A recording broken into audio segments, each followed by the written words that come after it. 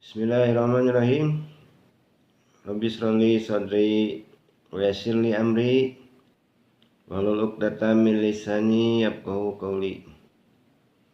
Alhamdulillah, kita masih diberikan kesehatan dan waktu luang untuk melanjutkan kajian kita tentang asbabun nuzul dan telah sampai pada ayat ke-31 dari surat Al-A'raf.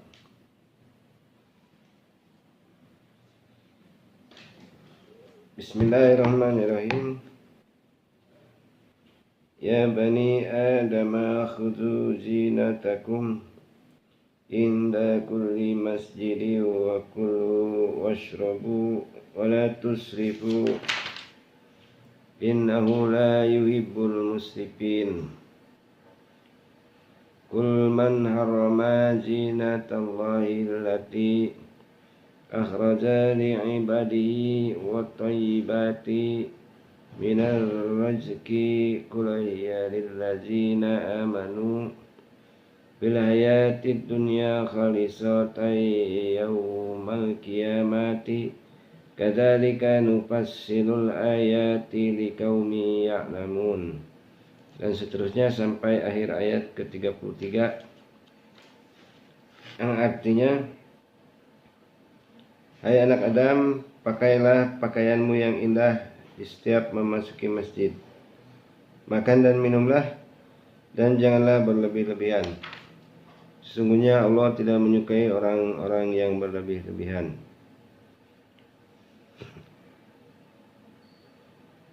Katakanlah, siapakah yang mengharapkan perhiasan dari Allah yang telah dikeluarkannya untuk hamba-hambanya, dan siapa pulakah yang mengharapkan rezeki yang baik? Katakanlah, semuanya itu disediakan bagi orang-orang yang beriman dalam kehidupan dunia, khusus untuk mereka saja di hari kiamat. Demikianlah kami menjelaskan ayat-ayat itu bagi orang-orang yang mengetahui. Katakanlah, Tuhanku hanya mengharapkan perbuatan yang keji, baik yang nampak ataupun yang tersembunyi, dan perbuatan dosa, melanggar hak manusia tanpa alasan yang benar, mengharamkan mempersekutukan Allah dengan sesuatu yang Allah tidak menurunkan hujah untuk itu, dan mengharamkan mengada-adakan terhadap Allah apa yang tidak kamu ketahui. Sebab turunnya ayat-ayat ini adalah pada zaman jahiliyah ada seorang perempuan melakukan tawaf berkeliling Ka'bah di Baitullah dengan telanjang, hanya mengenakan celana dalam. Di dalam tawafnya dia berteriak-teriak, pada hari ini aku halalkan seluruh tubuh kecuali yang aku tutupi ini.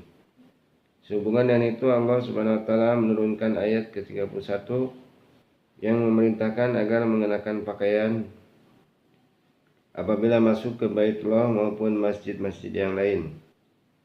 Kemudian Allah Subhanahu wa taala menurunkan ayat ke-32 dan 33 surat Al-A'raf yang dengan tegas memberikan larangan mengharamkan sesuatu yang dihalalkan Allah Subhanahu wa taala. Allah Subhanahu wa taala hanya melarang perbuatan keji, syirik, dan melanggar hak tanpa alasan yang benar. Hadis riwayat Muslim dari Ibnu Abbas.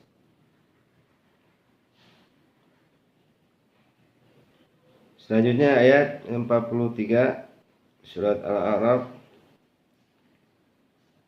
Wa naja'na ma fi sudurihim min gillin tajri min tahtihimul anharu wa qalu alhamdulillahi alladzi hadana li hadza wa ma kunna linahtadi laula an hadana Allahu laqad ja'at rusulu rabbana bil haqqi wa nudu aw tilkumul jannatu uristumuha bima kuntum ta'malun. Artinya, dan kami cabut segala macam dendam yang berada di dalam dada mereka, mengalir di bawah mereka sungai-sungai, dan mereka berkata, segala puji bagi Allah yang telah menunjuki kami kepada surga ini, dan kami sekali-kali tidak akan mendapat petunjuk kalau Allah tidak memberi kami petunjuk. Sungguhnya telah datang Rasul-Rasul Tuhan kami membawa kebenaran, dan diserukan kepada mereka, itulah surga yang diwariskan kepadamu disebabkan apa yang dahulu kamu kerjakan. Sebab turunnya ayat ini adalah pada suatu waktu Ali bin Abi Thalib menegaskan bahwa ayat ke-43 surat Al-A'raf ini diturunkan sehubungan dengan para syuhada Badar. Para syuhada Badar akan mendapatkan tempat yang tinggi di sisi Allah Subhanahu wa taala, dan di dalam surga sudah tidak ada rasa dendam lagi. Ayat ini sebagai janji Allah Subhanahu wa taala terhadap syuhada Badar yang telah gigih mempertahankan panji-panji Islam. Hadis riwayat Ibnu Jarir dan Abdul Razak dari Ibnu Uyainah dari Israel dari Hasan. Selanjutnya ayat ke-184 sampai dengan 186 surat Al-A'raf. Bismillahirrahmanirrahim. Awalam yatafakkaru ma bisahibihim min jinnatin in huwa illa nazirum mubin. Awalam yanzuru fi malakuti samawati wal ardi wa ma khalaqallahu min syai'in wa an asa ayyakuna qad iqtaraba ajaluhum fa bi ayyi hadisin bi'adahu yu'minun. May yudlilillahu fala hadiyalah wa yadrahum fi tubyanihim ya'mahun. Artinya, apakah mereka lalai dan tidak memikirkan bahwa teman mereka Muhammad tidak berpenyakit gila? Dia Muhammad itu tidak lain hanyalah seorang pemberi peringatan lagi pemberi penjelasan. Dan apakah mereka tidak memperhatikan kerajaan langit dan bumi dan segala sesuatu yang diciptakan Allah, dan kemungkinan telah dekatnya kebinasaan mereka? Maka kepada berita manakah lagi mereka akan beriman sesudah Al-Quran itu? Barang siapa yang Allah sesatkan, maka baginya tak ada orang yang akan memberi petunjuk, dan Allah membiarkan mereka terombang-ambing dalam kesesatan. Sebab turunnya ayat-ayat ini adalah pada suatu waktu Rasulullah SAW berdiri di atas bukit Safa, menyeru kaum kafir Quraisy dengan menyebut satu persatu nama-nama suku mereka. Kepada mereka diberikan peringatan tentang siksaan Allah Subhanahu wa taala yang pernah ditimpakan kepada kaum sebelum mereka. Dan siksaan itu akan terjadi pula di akhirat nanti. Di antara mereka yang mendengar seruan Rasulullah SAW itu, ada yang berkata, sesungguhnya Muhammad itu gila. Semalam suntuk dia berbicara terus-menerus. Peristiwa ini telah melatar belakangi turunnya ayat ke-184 sampai dengan 186 surat Al-A'raf yang dengan tegas memberikan keterangan bahwa Muhammad bukanlah seorang yang gila. Di samping itu memberikan bantahan terhadap mereka bahwa Muhammad adalah utusan Allah Subhanahu wa taala yang telah menciptakan langit seisinya. Mereka itu adalah orang-orang yang disesatkan Allah Subhanahu wa taala sehingga tidak percaya kepada ajaran yang dibawa Rasulullah SAW. Hadis riwayat Ibnu Abi Hatim dan Abu Syekh dari Qatadah. Selanjutnya ayat ke-187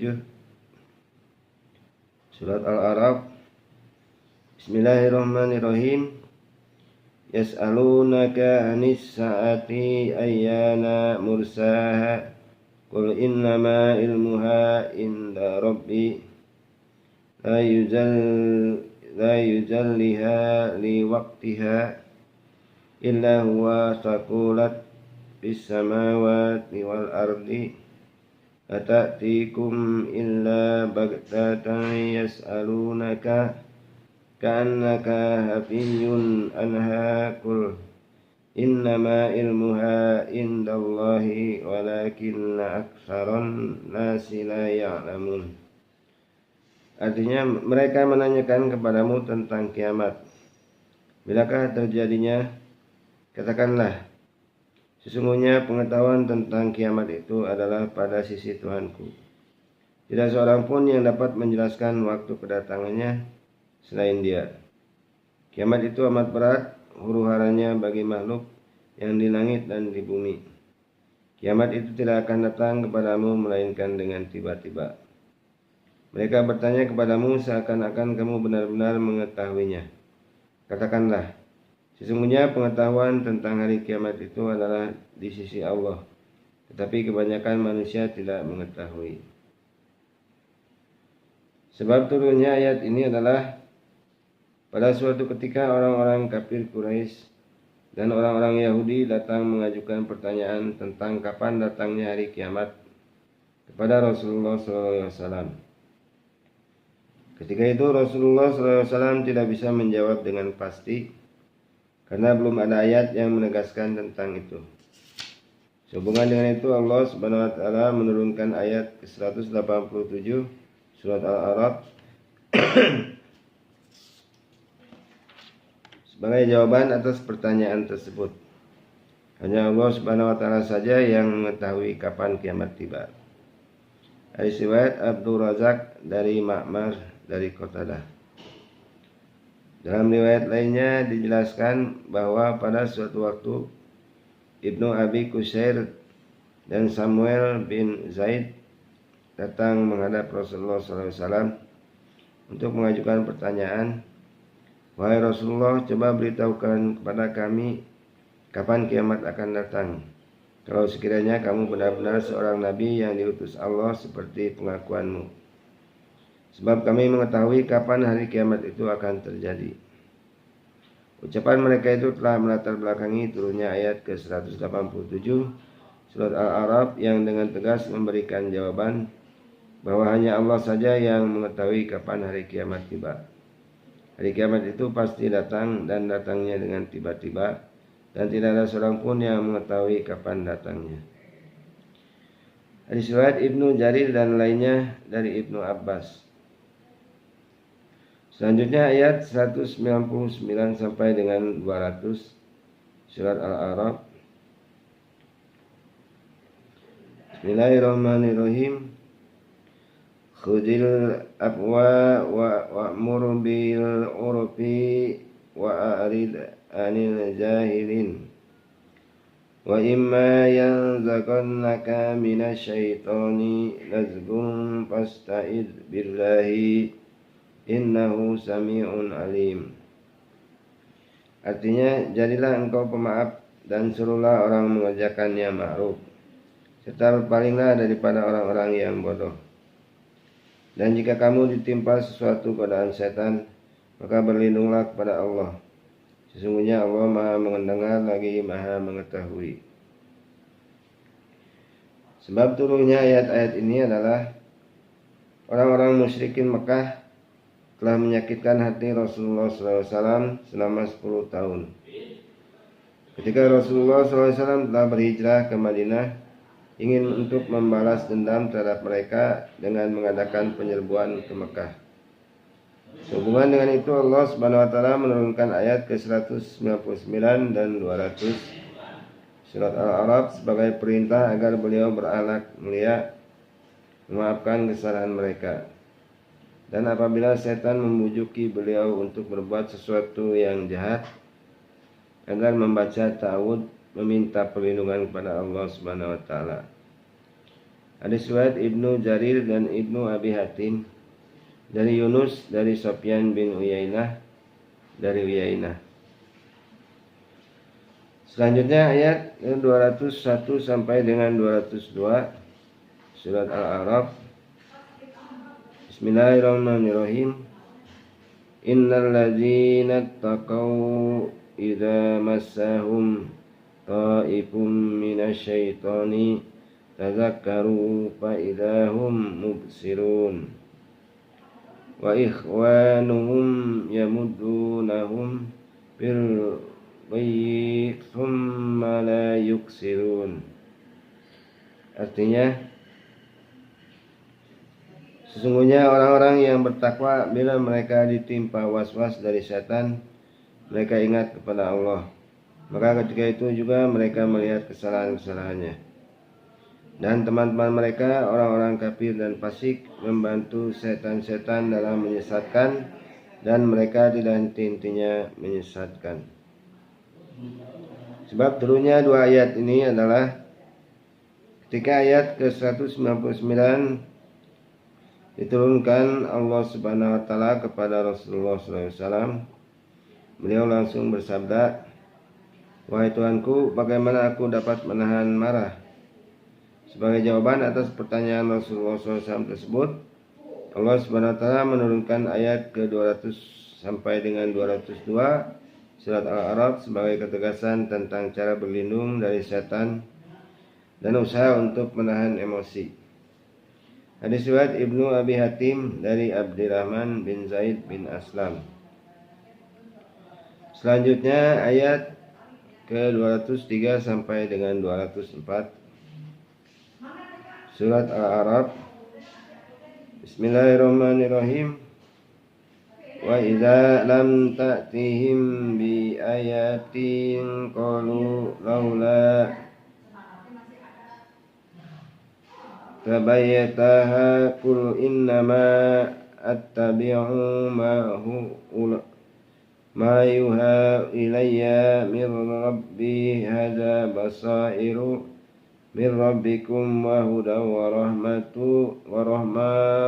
kulli qaumin yu'minun. Wa idza quri'al qur'anu fastami'u lahu wa ansitu la'alakum turhamun. Artinya, dan apabila kamu tidak membawa suatu ayat Al-Quran kepada mereka, mereka berkata, mengapa tidak kamu buat sendiri ayat itu?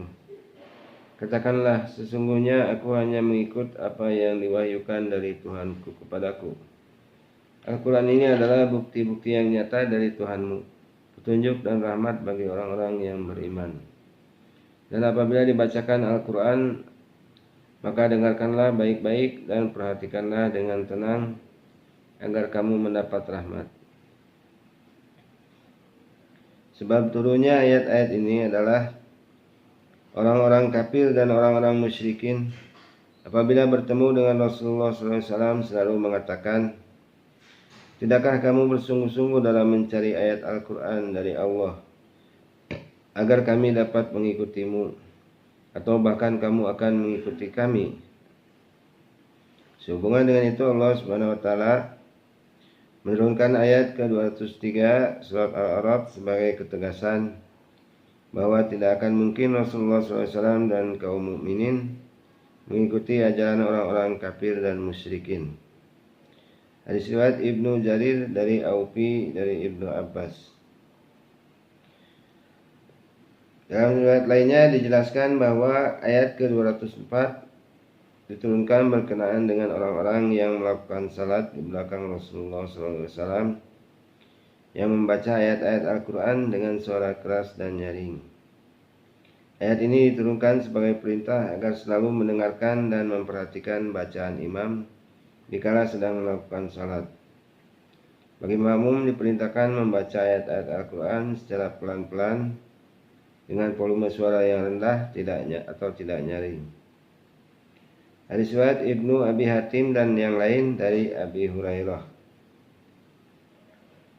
Dalam riwayat lainnya juga dijelaskan bahwa ayat ke-204 surat Al-A'raf diturunkan sehubungan dengan orang-orang yang mengadakan percakapan dikala sedang ada orang yang melakukan salat.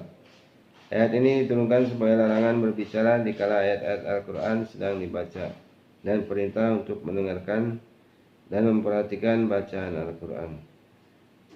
Hadis riwayat Ibnu Abi Hatim dari Abu Hurairah. Dalam riwayat lainnya juga dijelaskan bahwa ayat ke-204 surat Al-A'raf diturunkan berkenaan dengan seorang pemuda dari kalangan sahabat Ansor, penduduk Madinah asli yang mengikuti bacaan ayat-ayat Al-Quran yang sedang dibaca oleh Rasulullah SAW. Sebelum Rasulullah SAW selesai membaca, dia telah mendahului membaca. Ayat ini diturunkan sebagai larangan mengganggu orang yang sedang membaca Al-Quran. Di samping itu sebagai perintah mendengarkan dan merenungkan bacaan ayat-ayat Al-Quran. Hadis riwayat Ibnu Jarir dari Zuhri. Dalam riwayat lainnya juga dijelaskan bahwa pada waktu itu para sahabat Nabi SAW biasa mengulangi membaca ayat Al-Quran yang diajarkan Rasulullah SAW sebelum beliau selesai membacakannya. Sehubungan dengan itu Allah Subhanahu wa taala menurunkan ayat ke-204 sebagai teguran atas perbuatan tersebut dan merupakan perintah untuk mendengarkan dan merenungkan ayat-ayat Al-Quran yang sedang diajarkan maupun sedang dibaca. Hadis riwayat Sa'id bin Mansur dalam kitab sunnahnya dari Abu Ma'mar dari Muhammad bin Ka'ab. Selanjutnya ayat ke-205 sampai dengan 206 Surat Al-A'raf. Bismillahirrahmanirrahim. Wazkur rabbaka fi nafsika tadarru'u wa khifatu wa dunal jahri minal qawli bil ghuduwi wal asali wa la takum minal ghafilin. Innal ladzina inda rabbika la yastakbiruna an ibadatihi wa yusabbihunahu wa lahu yasjudun. Artinya, dan sebutlah nama Tuhanmu dalam hatimu dengan merendahkan diri dan rasa takut, dan dengan tidak mengeraskan suara di waktu pagi dan petang, dan janganlah kamu termasuk orang-orang yang lalai. Sesungguhnya malaikat-malaikat yang ada di sisi Tuhanmu tidaklah merasa enggan menyembah Allah, dan mereka mentasbihkannya, dan hanya kepadanya lah mereka bersujud. Sebab turunnya dua ayat ini adalah pada suatu ketika Rasulullah SAW ditanya tentang masalah Tuhan. Adakah Tuhan itu dekat atau jauh? Kalau dekat akan berdoa dengan pelan, dan kalau jauh akan berdoa dengan mengeraskan suara. Sehubungan dengan itu Allah Subhanahu wa taala menurunkan ayat ke-186 dari surat Al-Baqarah yang menegaskan bahwa Allah adalah dekat dan mengabulkan semua doa orang yang berdoa. Setelah itu Allah Subhanahu wa taala menurunkan ayat ke-205 dan 206 surat Al-A'raf sebagai ketegasan tentang adab kesopanan berdoa dan berzikir, yaitu dengan merendahkan diri dan rasa takut serta dengan suara yang pelan. Di samping itu memerintahkan agar setiap waktu memanjatkan doa dan berzikir kepadanya, tidak boleh merasa bosan, sebab para malaikat tidak pernah merasa bosan berzikir kepada Allah Subhanahu wa taala. Hadis riwayat Bukhari dan Muslim dari Abi Musa al-Asy'ari. Dalam riwayat lainnya dijelaskan bahwa pada suatu ketika para sahabat Nabi SAW mengeraskan suaranya dalam berdoa. Sehubungan dengan itu Rasulullah SAW bersabda, "Wahai umat manusia, pelankanlah suaramu. Sesungguhnya kamu tidak berdoa kepada zat yang tuli dan bukan yang gaib. Sesungguhnya yang kamu minati Sesungguhnya yang kamu mintai sesuatu itu adalah zat yang maha mendengar dan maha dekat, lebih dekat daripada tali alas kamu." Sehubungan dengan itu Allah Subhanahu wa taala menurunkan ayat ke-205 dan 206 surat Al-A'raf ini agar di dalam berdoa dan berzikir menerapkan etika sebagaimana yang terkandung dalam ayat ini. Hadis riwayat Bukhari dan Muslim dari Abi Musa al-Asy'ari. Demikianlah beberapa ayat yang bisa kita bahas pada kesempatan kali ini. Mudah-mudahan bermanfaat. Wassalamualaikum warahmatullahi wabarakatuh.